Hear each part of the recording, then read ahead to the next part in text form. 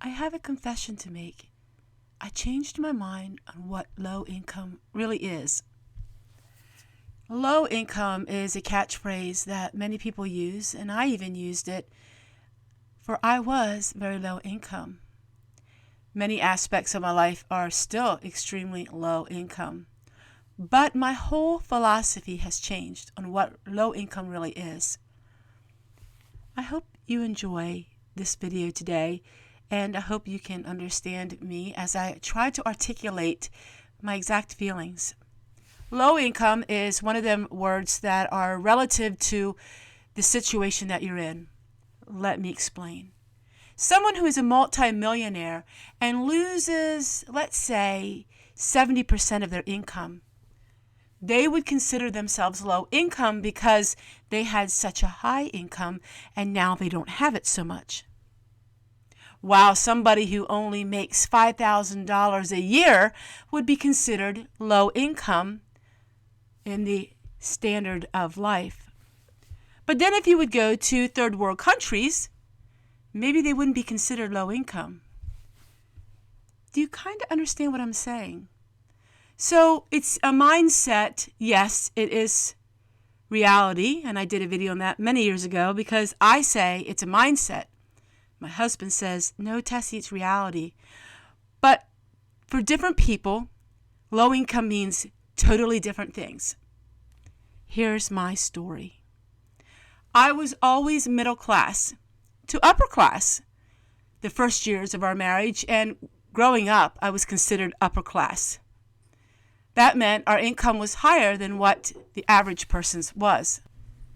I honestly would tell you, I didn't know what it was like to wonder how the bills were going to be paid growing up, not having food or not having the things that I needed. People would say I lived a privileged life. Now, my parents were extremely frugal in some ways, in some other ways, they weren't. But when I got married, I lived the same lifestyle. We were able to do all the things that we wanted to do in life until, well, things hit really hard. And then our income did become extremely low, and it was poverty level from what the government would say. At one point, we were living, after all the expenses were taken off, about $10,000 a year, and that was for a family of 3. We had 1 child still living at home. That was extremely low income.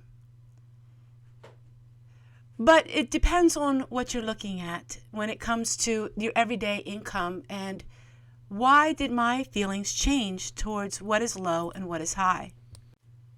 1, it all depends on where you live.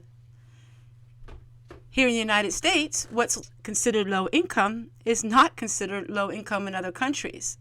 I've been to other countries. I've seen what true, real poverty looks like. Depends on the area that you live in. If you're living in an expensive area, let's just say Washington, D.C., there's no way you could be able to survive on an extremely low income if you're living in a posh neighborhood, if you get what I mean. I put so much emphasis through the years on what my income is. Is it still low? Is it middle? It's never been really upper class. It's not the quantity that matters at all. It's the quality. So let me explain. I know some people that live extremely wealthy lives. They're very affluent, and they spend money like it was paper. But yet the quality of their life is very poor. The quality of their life is, some of them have alcoholism, some of them resort to other ways to cope with the stresses of their life. They work their life away to have the toys to play with, but yet they're so stressed out, they don't even enjoy the toys they have. Let's let that sink in for a moment. Quality versus quantity. They have a lot of everything, but they don't have their own soul. They don't have peace. They don't have comfort, and they really don't enjoy the little things in life. Now, you would be considered them as being high income, but not high quality life. Absolutely not. Now, to make myself clear, this is not a video bashing rich people, because there are many rich people that live amazing, good quality lives. You can't really lump anybody in a certain group. And that is where I was wrong. I just assumed that middle class and upper class people, their quality of life was better. But I found out it's not true always.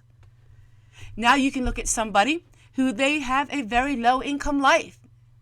Now, people that have riches, some people may look at them and say, oh, those poor people, they have such a low quality of life, when actually they have a beautiful family, a roof over their heads, food, and they are so giving. When my husband was a window cleaner, he would get into people's homes. He got into very high class homes and sometimes middle class homes. You know what he always found out? It was the middle class people, the blue collar people, that gave the biggest tips. Okay, so I have another confession to make. You know, low income and titles, they do get a lot of attention on YouTube because people that are low income, they want to see how other people live, you know, to kind of relate. There's too much emphasis, especially in the United States of America, to label ourselves as a certain group of people. Why do we do that? Why do we label ourselves? Does it really matter whether you're low income or middle income or even high income for that matter? It's your house. You do as you please. And my confession was I took too much time and energy focusing on what I would be considered. It's a little bit like junior high, you know. What are you considered? What group do you belong in? Are you into the nerd group or the popular group, the pretty group, the sports group, the musical groups? Well, I was pretty much into the musical groups because I had a lot of music in my life. So I was more not towards the popular group, I guess you could say. I was more of a tomboy as well, and I just really wasn't into the popular girls groups, you know, the cheerleaders and the ones that were like that. But why do we label ourselves as adults? Who cares? Who cares if we're low income, middle income? And income, that can change in a dime. For some people's jobs, that could change overnight.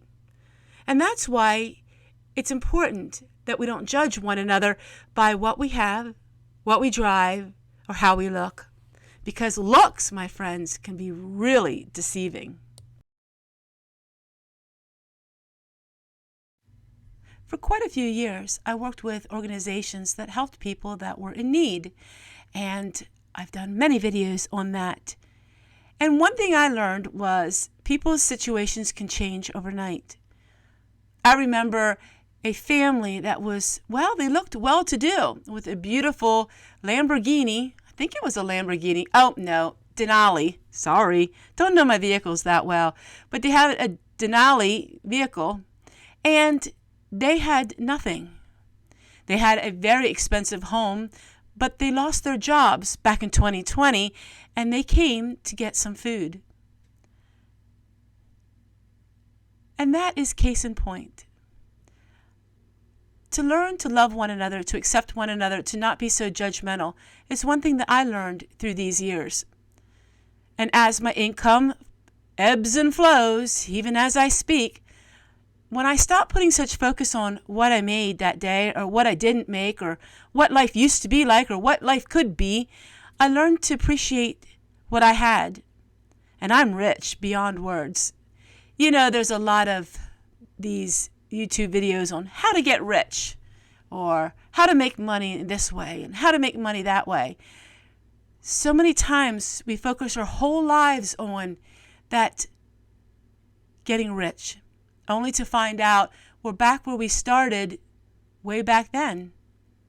Wouldn't it be more important to spend each day and live it in the moment and not focus on the money? I'm preaching to myself because this is a lesson that I have really learned in the last 6 months. And that's one of my things that I'm going to continue to learn is not to focus on the stress of what am I making? Am I making enough? Because you know what? I can't control anything in life. I can't control my breathing. I can't control my heart. I can't control the money that I make. I can't control the money that I don't make. It's all up to the Lord. And when I start putting my faith in Him and giving Him my burdens, then my life becomes so much more clear.